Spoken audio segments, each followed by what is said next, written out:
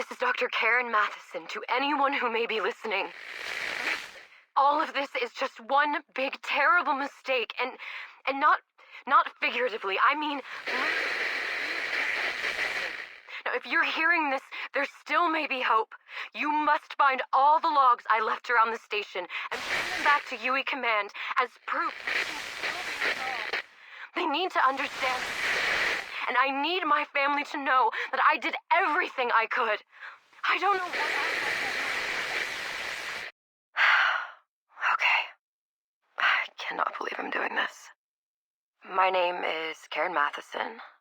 I'm the chief scientist assigned to oversee the Prometheus-1 project by the United Earth Council. I'm 35. No, that's irrelevant. I am an MIT grad, majored in nanoscience, got involved with the UE space program straight out of college. Well, they have been paying for my education since my freshman year. And this is what I wanted, so... Anyway, I'm getting ahead of myself. But to be honest, and if you're looking for something with more scientific merit, dear listener, I'd say you're a little bit fucked. Not only Major Tom is lonely up in space. Asteroid Deimos 875. It's where we are now, by the way. A bit of history is in order, I suppose. No one really knows who spotted it first, since UE engineers hardly ever get credit for their work. It's all a collaborative effort for the good of mankind and all that. We've known for quite some time that a single, extremely rare isotope of promethium, dubbed NX-01, exists on this rock. What's so special about it? Without going into too much detail, a cupful can power a 1 million citizen city for a month. We barely get a whiff of it to date, and now Deimos is finally in our reach. I've spent the last 3 months in a temp barracks facility on the asteroid, but today, the main research station coupled with the mine was finally open for business. This is a relief because the atmosphere here, while habitable, doesn't exactly do wonders for my well-being. Oh, and by the way, I love my new laboratory. Sorry I had to say it. 20 years of sharing clothes with your male siblings does that to you. Anyway, back on topic. I received the first samples of NX-01 2 days ago, and naturally, I haven't slept since. This element is the single most fascinating turnover in my career. Preliminary tests show that it could self-replicate given a favorable environment. And if so, humanity might have finally hit the jackpot. For what seemed like the blink of an eye, we were alone in the universe. Then, the Vorus came and everything changed. That's not mine. It's something I read on a discarded piece of paper in the cafeteria. I don't think I'm competent to write frontier journalism, much less about first contact, but for better or worse. Ladies and gentlemen, I am Karen Matheson, reporting from deep space, and we have company. You've probably already been bombarded by news media about how it went down. The landing, hours and hours of waiting each other out, and finally, contact. But what you might not know is that I was among the first group delegated to meet the Vorus. Barely acknowledged by my own kids, and they're the same species, so that wouldn't be my first choice, but it's not like we account for the diplomatic corps every time we launch a ship. So, how was it? First contact, you ask? Pretty okay. Sorry if you were hoping for a more enthusiastic recap, but I came here to research high-fidelity isotopes, not shake hands with aliens. Me, 2 senior Army officers, and the facility administrator were sent in to make peace with the Indians. Tall, bulky, humanoid. All heavily armed and male, I think. We encountered a few of them kneeling over a promethium rift joining hands. Not a very good start to interrupt a prayer session, but after the initial bemusement, they took a few steps back, waiting for our move. A few terrifyingly long minutes passed in silence, and I remembered having a spare test tube in my pocket, so without further ado, I walked over, took a small sample from the rift, and offered it to them. Hey, I was getting cold standing there. The Vorus exchanged a few grunts, and I was sure that they were going to eat us alive. But no, They took the tube and exchanged it for their portable drilling gear, which nearly flattened me. Start the white smoke. As it turned out, we do have a diplomatic corps. Linguistics is a hobby of one of my colleagues, Dr. Solemn. We couldn't wait months for the UE to send in their specialists or keep bartering with the Vorus. So off went Jeremiah Solemn, with a smile as wide as his face, to establish some sort of common understanding between our species. It took a while, but it seemed the Vorus were as eager to talk as we were. As Jerry put it, they have a delightful language based on the simple principle of always branching out from the word want. After we nailed down the basics on paper, a few of our engineers programmed a simple verbal translator. First real test run is tomorrow, as the Vorus want to send emissaries. Something fantastic happened today. I don't want to sound like a teenager finally getting an invite to the prom, but the Vorus delegation offered their help with NX-01 development. Apparently they had quite a head start and have a much wider grasp of its capabilities. I think seeing that we were here first, they want to collaborate, splitting the output 50-50. That's a pretty good deal in my book. Don't get me wrong, I'd love to get the Nobel Prize for advances in nanoscience, but let's be realistic. Earth needs this sooner rather than later. Right, the Vorus gave us one condition. The tech must be used solely for industrial development and not warfare. They couldn't, or wouldn't, explain why this was so important to them. We're waiting for an answer from UE Council. Let's hope this doesn't flop. Good news! We received a green light from home. We were ordered to establish a working relationship with the Vorus and assess what their tech can actually do, then brief the UE Council in 1 week's time. An official representative will be sent from Earth to formally sign an agreement with them, provided they deliver, of course. And speaking of representation, the aliens sent one of their own. Her name is Karka, and it is a she. Nearly half the size of a male Vorus warrior, but makes it up with the huge headdress and robes a 15th century Chinese emperor wouldn't say no to. Oh, and get this. She's the High Engineer, supposed to help integrate their tech into ours. Go figure. I watched some news feed my friend sent over from home.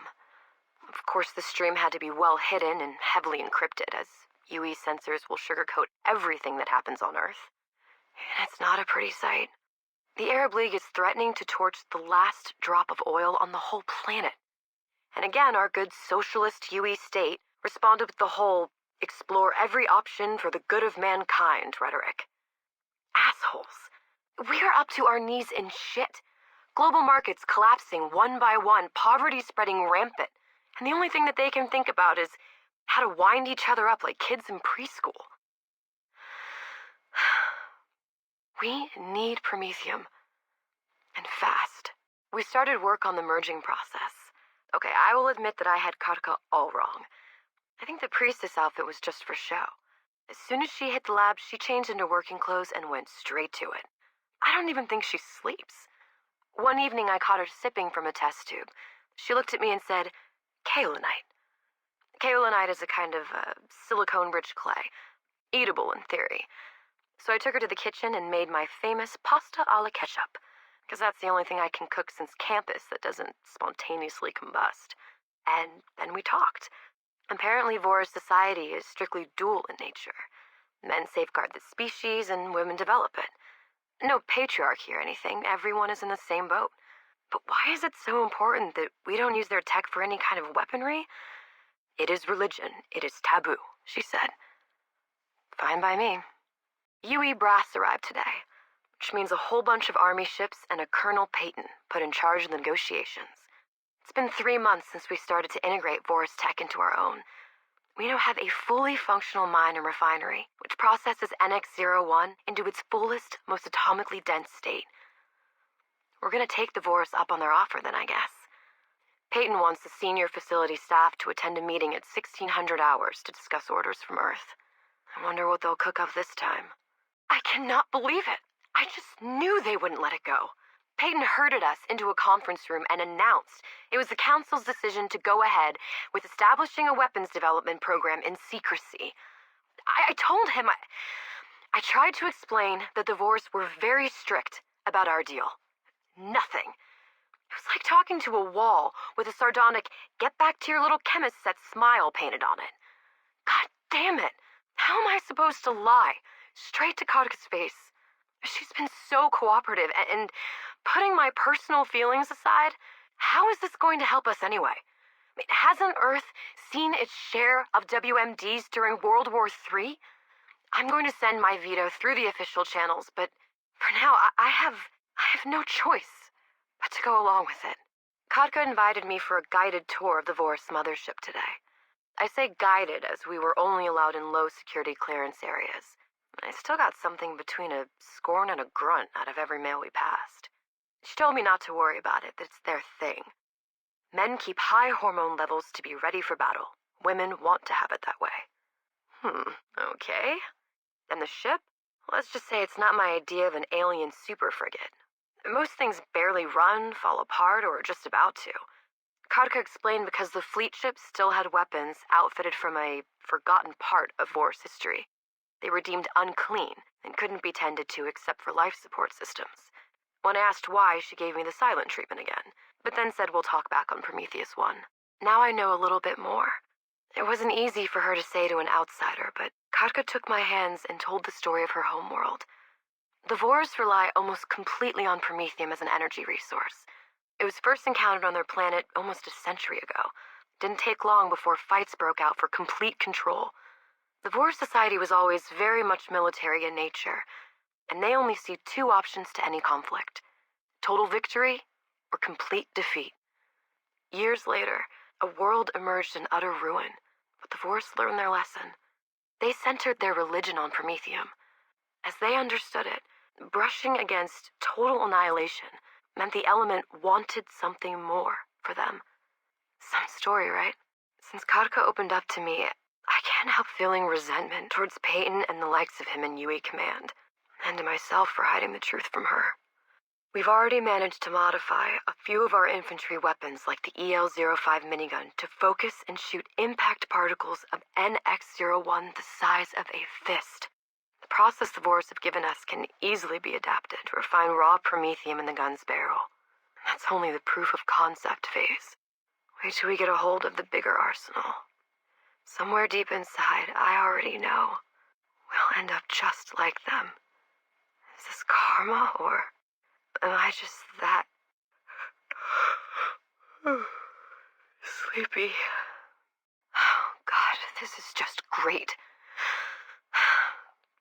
I've fallen asleep in the weapons research laboratory and Katka found me. When I woke up, she just stood there looking at me, disappointed, angry. Before I understood what had happened, she stormed the place and started tearing everything apart. It took me a while to calm her down into non-alert security, but still rattled, she yelled at me, saying if her people found out, I would be executed on the spot. And then she took off. I feel like a traitor. She's not even the same species. I'm all alone again. Katka now spends most of her time locked away in her quarters.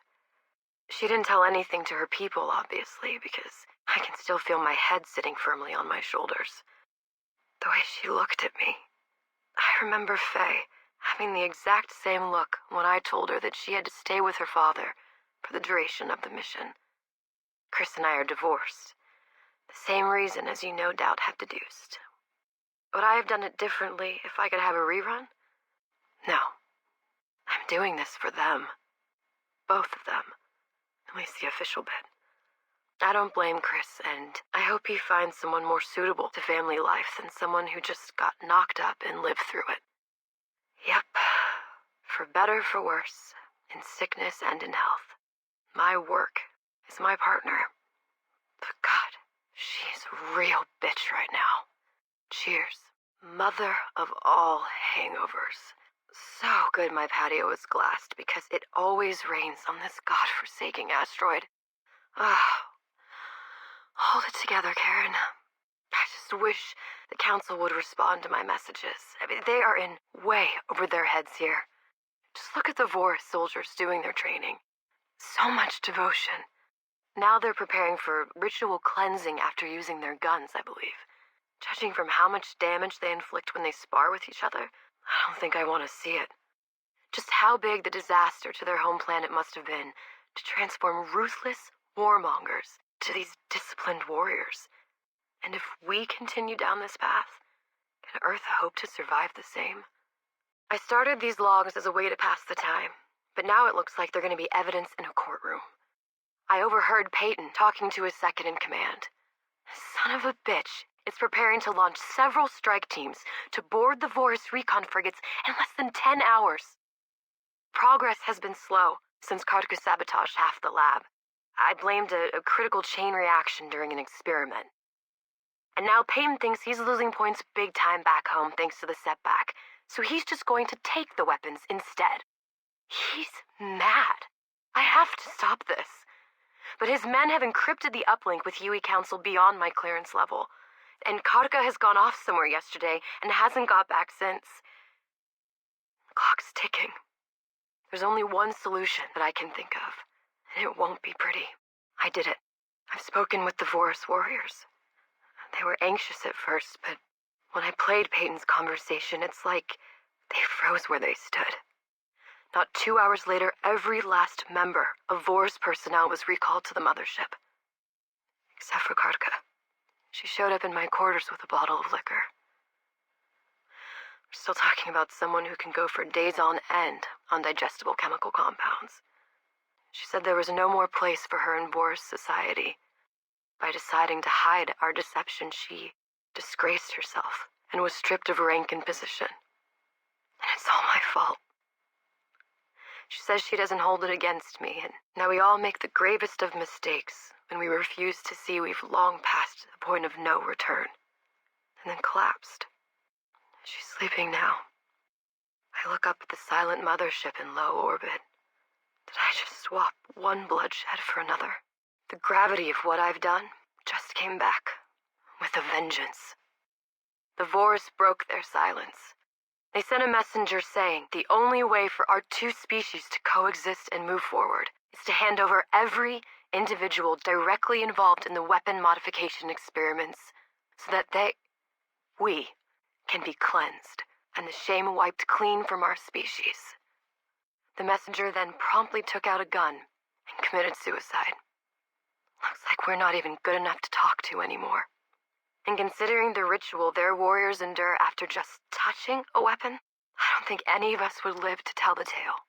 Maybe I should feel some kind of remorse that my doing directly led to this, but I just feel a blunt anger rising inside, like a big cat trapped in a cage. More and more, I feel this journal will be nothing more than a testament to what happened on this rock when we're all dead. Peyton called a meeting today, not just the senior staff, but an all-out circus parade in the cafeteria. He called the Vorus demands preposterous and an act of aggression, and that the UE doesn't negotiate with terrorists. All that nonsense spewing from his mouth wouldn't be so alarming if I wasn't aware of his true intentions. He claims to have received orders from the Council for a preemptive strike on the recon fleet. And the people are so rattled from the Vorus messenger's suicide, they'll eat up anything he says, as long as it gives them a sense of security. The bombing started an hour ago, and haven't stopped since. A few external corridors have already collapsed, but for now the base of Promethean 1 is holding. Main generators are fried, and in-house auxiliary backups won't last us very long. If this is happening, and Peyton and his men have been captured, are dead, or worse. Not that it really makes me sad. They got what they deserved. But the look of dismay on our people's faces is proof enough. We are in over our heads this whole time. What remains of the army detachment and security forces are starting to barricade the place down. Since all comms are dead, the relay substation was the first thing to get hit. We're all just sitting here, waiting. Someone started a song to lift up spirits, but most were too shell-shocked to even notice. The Vorus have invaded the station. God, that sounds absurd, considering we were working here side by side only a week ago. Everything has changed since. They're pushing the army, and us civilians with them, further and further towards the mined-out caverns.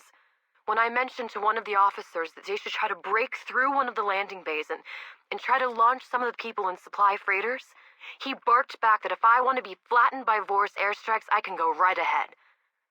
And when I insisted, he bashed me hard across my face. don't really blame him. He's just a kid who thought doing jumping jacks on some off-world colony would be as good an alternative to hanging around that decaying planet of ours. It's time to do something more productive than waiting around to be shot. The situation has deteriorated rapidly in a matter of hours. Karka and I have split from the main group, and not a moment too soon. They were attacked by 2 Vor's Centurions and accompanying warriors. All of the soldiers were killed, and the remaining civilians herded away. The plan right now is to hide out until things calm down enough to make a run for the shuttle bay. We've always had a few on standby, ready for a quick launch in case our sensors detected a promethium spike. Once we clear the asteroid's orbit, we can send out an SOS to command. Admittedly, not the best escape plan in human history, but it's the only thing we've got. It's been 4 days since we hid away. The Boris have taken over most of Prometheus 1 now, mopping up any stragglers left and tearing out our hardware, probably to install theirs. I'm going back and forth between thinking whether any of my friends and colleagues made it, and how tired and hungry I am. Karka, on the other hand, remains calm and dispassionate, like a Buddhist monk knowing that Nirvana may be just around the corner. When I asked her about it, she said it's time we acted. After much debate, we've decided to use body bags to board the mothership. The Vors avoid interacting with the dead as much as possible, so we should make it. Once on board, we'll attempt to get to Karka's private lab and send out an SOS from there. You think I'm crazy for doing something like this, but it's better than sitting around starving. And Earth needs to know what's happening here. We've been successful in avoiding Vor's patrols as we were able to squeeze in between the capsuled bodies of the dead Vor's warriors. I'm not going to touch further on the subject. Sneaking around the ship, we've come across the cleansing of the captured science team. The term would suggest something more sublime than it actually was.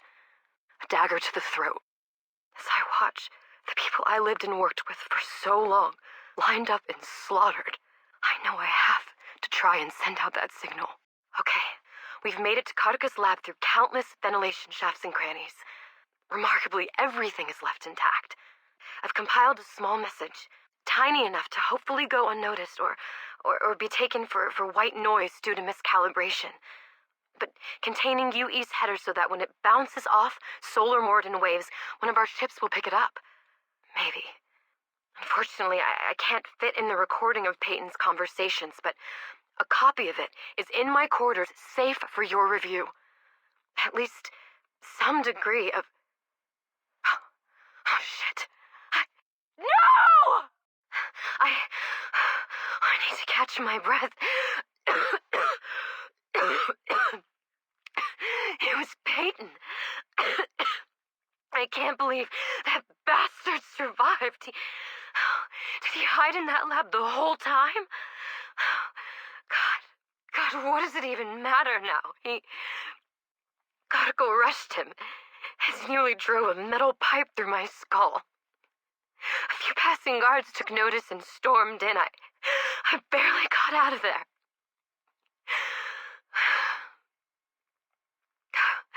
She's dead. Karka, I'm so sorry. Days pass like weeks. I'm so exhausted I don't even pay attention to the noises. It's just a matter of time now. I'm going to review and store some of my research on NX-01 while I still have the strength to talk. That way maybe I'll have some closure. Some sense that this was not in vain, even if nobody ever hears this. I wanted to say something to you, Faye. It's not likely that you'll ever hear this, but in the event that you do, I want you to understand. I don't know how they'll portray these past events in the media. Will the government make martyrs out of us all, or bumbling idiots? The truth is, the blame lies somewhere in between. The retaliation from the Vors was brutal and unrelenting, maybe even unjust for us going back on the deal. Or maybe it's not right to perceive the world by our fixed standards. God knows they haven't been that high throughout our history. To their credit, the Vors tried to resolve the situation as best as their strict doctrine allowed. And only time will tell if rejecting Prometheum's prowess for destruction was the right path to follow. I think I made a log when escaping the siege during its first hours, where I said this has all been a terrible mistake. If we can convince the Vorse that Peyton was a rebel and acted solely on his own agenda, perhaps there can still be peace. If not collaboration. Bearing in mind that we both have the same goal, survival of the species. Very similar notions of greed have led us to depend on Promethium. My dear Faye, my only hope is that you won't grow up in a world which fights fire with fire. I love you. This is Karen Matheson, wishing you luck in the path you choose to follow.